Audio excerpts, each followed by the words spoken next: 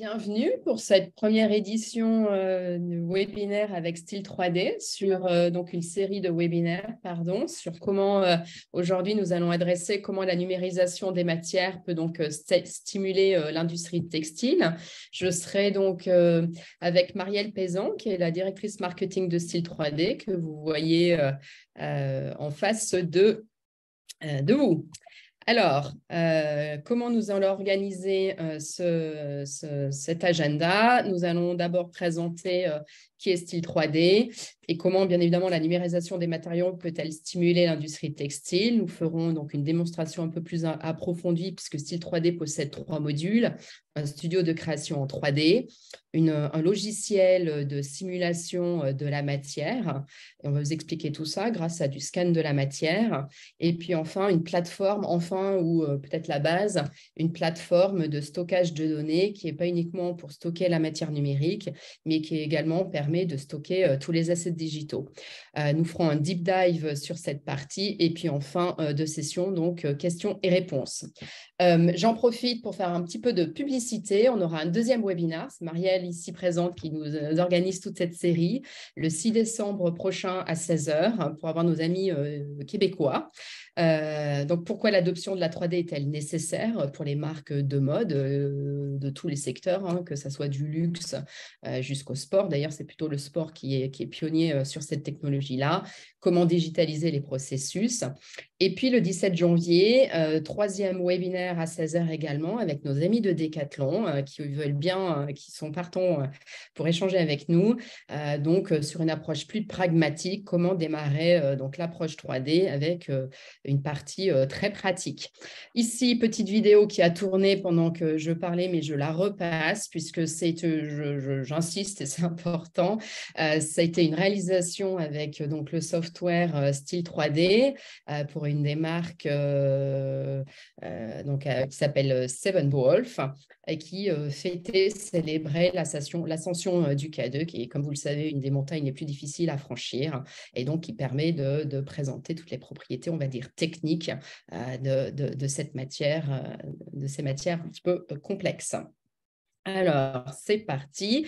Alors, oui, sur les questions, n'hésitez pas. L'idée, c'est que ça soit interactif. Vous avez le chat, vous avez aussi la fonction lever la main. N'hésitez pas à poser toutes vos questions pour que ça soit le plus interactif possible et le plus intéressant pour tout le monde.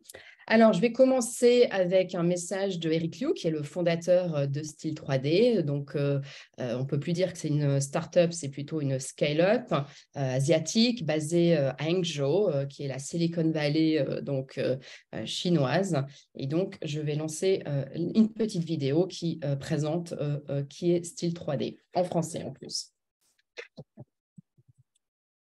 Bonjour à tous, je m'appelle Eric. C'est un grand plaisir de vous rencontrer ici aujourd'hui par vidéo et présente Style 3D. Nous sommes une entreprise technologique au service de l'industrie de textile et d'habillement et fournissons des solutions logicielles pour la conception 3D industrielle. Une plateforme de collaboration et une bibliothèque de plus de 40 000 contenus numériques 3D. La société rassemble de talents internationaux, scientifiques, ingénieurs, designers et artistes et compte près de 500 employés. Donc 60% font partie de la R&D. Nous servons plus de 1000 clients à travers le monde. En Chine, plus de moitié de marques d'habillement et plus de 70% de principales entreprises de la manufacture utilisant Style 3D. Nous avons développé un écosystème complet. Style 3D Studio, Style 3D Cloud et Style 3D Fabrique. Du développement de produits en 3D jusqu'au marketing virtuel en passant par la gestion en ligne.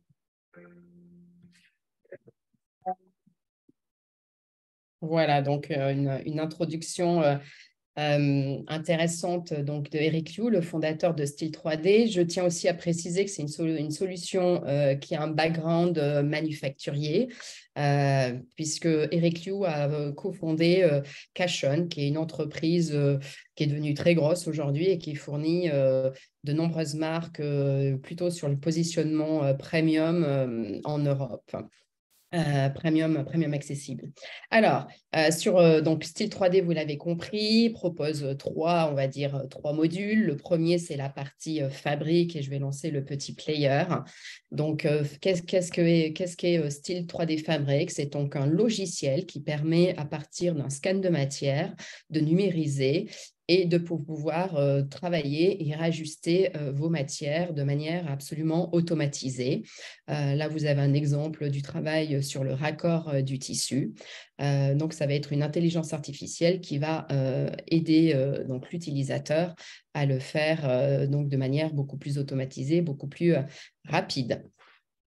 Donc, à travers Fabric, vous allez pouvoir donc, gérer votre matière, votre collection de tissus numériques. Vous allez également pouvoir concevoir du tissu, puisque donc de manière virtuelle ou de manière digitalisée, puisque vous allez pouvoir travailler avec différents coloris de Pantone ou différentes, on va dire, gradations ou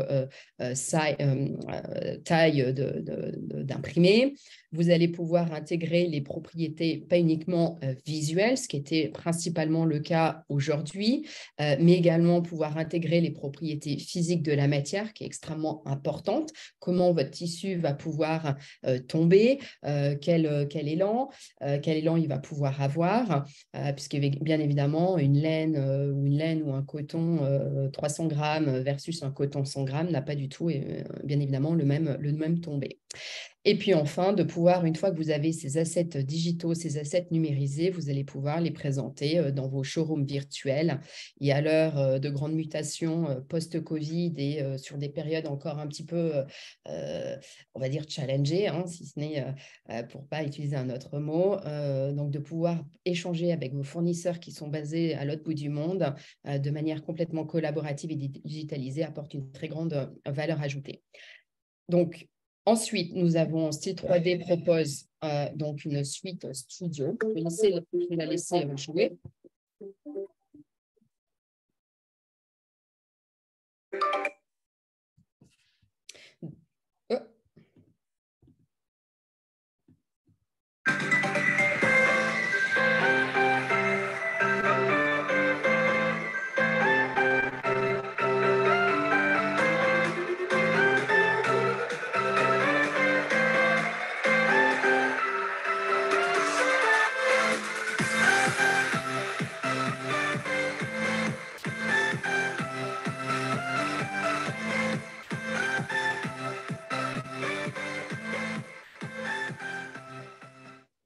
Donc, Studio est le studio de création en 3D qui va permettre de faire des simulations réalistes, de pouvoir intégrer à partir de ce software Fabric la matière digitalisée et puis pas surtout, mais va pouvoir apporter justement des éléments d'animation pour pouvoir vérifier comment votre matière, de manière absolument digitalisée, va pouvoir réagir. Et puis enfin, ou le début, hein, quel est le commencement de la solution? C'est la plateforme cloud qui va être donc en fait une partie collaborative sur laquelle vous allez pouvoir stocker vos matières numériques. Donc ici, vous avez un exemple de cette bibliothèque numérique. Donc vos designers en 3D vont pouvoir, ou vous, designers 3D, vous allez pouvoir sélectionner les différents matériaux et vous allez pouvoir directement faire vos simulations sur le studio.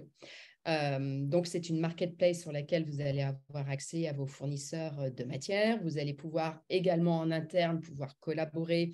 Vous êtes designer, vous êtes chef de produit, vous allez pouvoir échanger en continu avec vos équipes. Par exemple, change la couleur du zip ou bien remonte la manche, raccourcit la manche ou enfin, enlève la poche. Donc, cette plateforme permet d'avoir tous ces échanges de manière collaborative. Et puis, deux outils qui sont extrêmement précieux et qui sont de plus en plus demandés, qui sont la présentation et des outils de vente en B2B, puisqu'une fois que vous avez ces assets digitaux, eh bien, vous pouvez les présenter soit à vos représentants ou bien même en interne, puisque les très grosses marques, on sait que vous commercialisez vos collections de manière interne sur vos différents marchés. Et puis enfin, également, donc, de présenter ces collections sur un showroom virtuel. Alors, si on pose, je ne sais pas s'il y a des questions, si on fait un petit pardon, non, ok, pour l'instant, pas de questions, mais n'hésitez pas soit à lever la main ou à poser vos questions. Donc, si on pose le marché global, évidemment, on est sur un marché absolument globalisé, mondialisé. Les entreprises textiles françaises ou européennes, malheureusement, ne peuvent plus se battre uniquement sur le prix, mais peuvent se différencier finalement par le design, par la qualité des matières et puis par l'innovation qu'elles peuvent apporter soit au consommateur final ou aux différents consommateurs, on va dire, intermédiaires. Elles peuvent aussi se différencier par l'optimisation des processus internes pour mieux maîtriser leurs coûts. Les défis, je pense qu'on est d'accord sur ce constat. Le premier, c'est l'impact sur l'environnement. Voilà, beaucoup d'échanges, beaucoup de débats sur la consommation des ressources naturelles. Le secteur de la mode est très souvent montré du doigt sur l'utilisation soit des matériaux, des produits chimiques qui sont dangereux pour la santé, des teintures ou alors des matières à base issues de la pétrochimie. Et puis, l'autre sujet qui est très souvent montré du doigt, c'est les déchets textiles. Effectivement, ces nombreuses images du désert d'Atacama ou bien des rivages d'Afrique posent de nombreuses questions sur l'industrie. Également, la pandémie du Covid ou bien la guerre en Ukraine qui a un impact absolument colossal sur l'approvisionnement mondial, le coût des containers, vous le savez mieux que nous, qui a explosé, le coût de l'électricité, effectivement, qui challenge toute l'industrie. Voilà, donc la 3D est une réponse, peut être une réponse intéressante. Donc, pourquoi numériser les textiles ? On l'a vu, la créativité. Donc, ça va permettre à vos équipes de faire de nombreuses simulations et de pouvoir développer de manière complètement numérique, digitalisée. Vous allez pouvoir faire des économies d'échelle. Aujourd'hui, on sait en moyenne à peu près qu'un prototype physique, avant d'être mis sur le marché, c'est à peu près 7 prototypes, donc des allers-retours entre votre fournisseur et vos équipes locales avant donc qu'il soit décidé, qu'il soit validé pour sa mise sur le marché. Pourquoi numériser les matières ? Vous allez pouvoir utiliser donc des assets digitaux pour vos outils de communication, de marketing, de commercialisation et la vente de ces produits. Et puis enfin, c'est l'innovation qu'on va voir par la suite. Et bien évidemment, c'est une réactivité accrue, puisque nous avons de nombreux clients. Leur go-to-market a été drastiquement réduit en utilisant donc ces assets digitaux. Alors, sur la partie créativité et développement, donc vous allez pouvoir tester facilement de nombreuses idées. Si on voit l'exemple sur un motif tartan, un motif carreau, vous avez sa déclinaison colorielle. Elle a été réalisée grâce donc au logiciel Studio. Pas besoin d'aller demander un échantillon, 3 échantillons physiques à votre fournisseur. Vous allez pouvoir vous rendre compte de sa déclinaison colorielle, donc de manière digitalisée. Et vous allez pouvoir aussi travailler, voir ces imprimés, ces motifs à différentes échelles et sur différentes orientations. Sur la partie marketing et vente, donc si vous voulez, si vous avez votre smartphone, vous pouvez scanner le QR code ici présent. Et donc, vous allez pouvoir accéder à cette matière numérique et ces différentes simulations. Donc, elle va permettre à vos équipes ou vous, chef de produit ou responsable de collection, de prendre des décisions en ligne pour évaluer donc, les différentes options qui n'ont pas été encore produites physiquement. Alors, le QR code, pourquoi Style 3D intègre un QR code? Finalement, le tissu a une information, a une identité. quand vous touchez une matière physique, elle va vous révéler finalement des informations visuelles ou des informations d'aspect physique, de toucher. Maintenant, si on l'augmente avec un QR code, on va lui rajouter des informations. Donc, effectivement, les effets spéciaux du tissu, vous allez pouvoir y accéder. Vous allez pouvoir également avoir les informations d'entretien, de découpage, de transport, les différentes déclinaisons colorielles, les informations de traçabilité, donc crucial en ce moment et pour les années à venir avec, en France en tout cas, dans le cadre de la loi AGEC.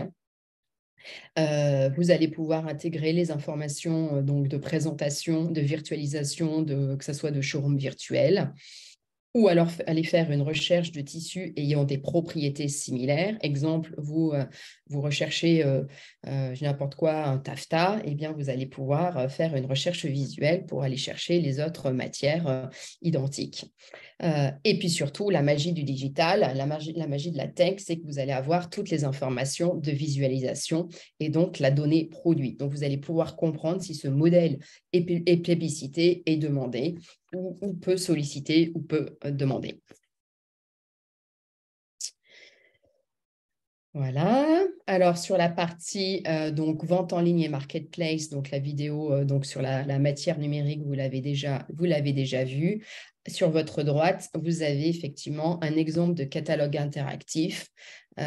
C'est également très demandé en ce moment. Donc, vous allez pouvoir intégrer vos matières digitalisées et puis vos simulations en 3D et de pouvoir présenter des lookbooks, soit en interne ou soit en externe. Dernièrement, effectivement, on a eu des demandes pour des marques, les représentants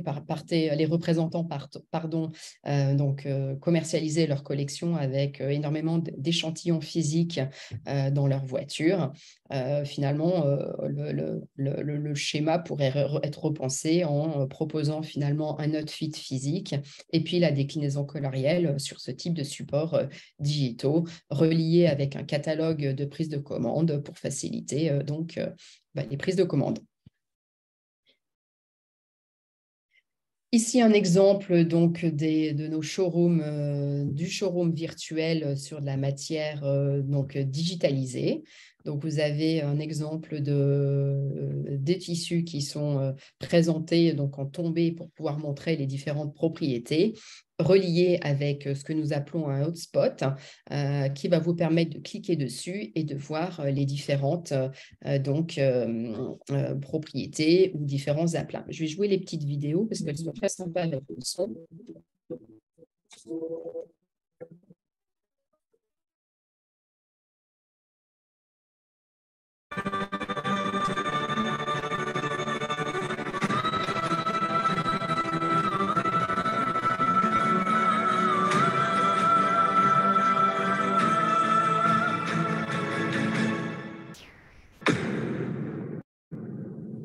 Voilà, donc ça, c'est un deuxième exemple d'utilisation d'assets 3D pour des activités marketing.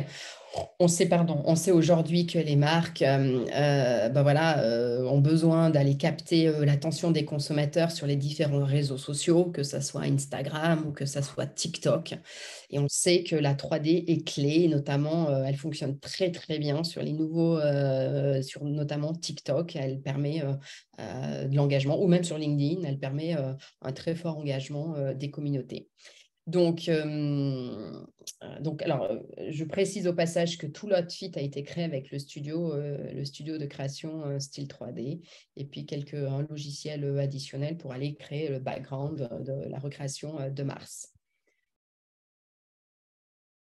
Et comme je vous le disais précédemment, la magie du digital, c'est toute la partie données, toute la partie statistique. Donc, vous avez ici un exemple d'analyse de la marketplace. C'est quoi les interactions? Quels sont les modèles les plus plébiscités? Et donc, ça permet de prendre des décisions, d'identifier le marché, d'identifier les produits et les différentes couleurs qui attirent le plus d'attention. Voilà.